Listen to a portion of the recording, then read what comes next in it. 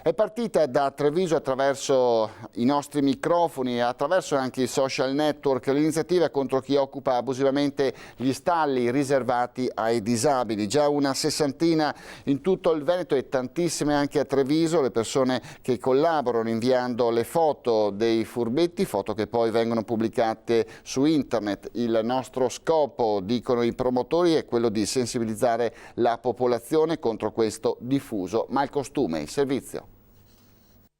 L'iniziativa è nata a Treviso appena una settimana fa e sta riscuotendo, soprattutto attraverso Facebook, successo ed attenzioni. Nel mirino ci sono loro, i furbetti del parcheggio, quelli che non si fanno scrupoli ad occupare per minuti ma anche per ore gli stalli riservati ai portatori di handicap.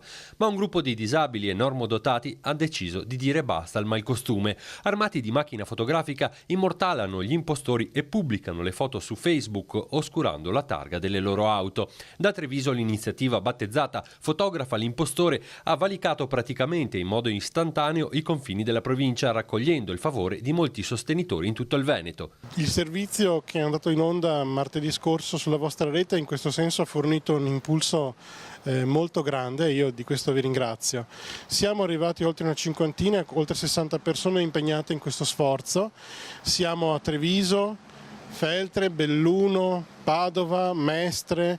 Ma altri detective volontari spuntano anche in altre parti d'Italia e in soli 7 giorni a Treviso sono stati fotografati decine di abusivi dello stallo. In quest'ultima settimana, parlando soltanto della zona di Treviso, circa 25 o 30 grosso modo, ma le foto continuano ad arrivare per cui è difficile fare una stima. Le foto raccolte avranno lo scopo di sensibilizzare la comunità a questa bruttissima abitudine, anche se non potranno costituire un elemento valido a far multare i responsabili, che a quanto pare, quando colti sul fatto, hanno sempre una giustificazione pronta quando non sconfinano in peggio.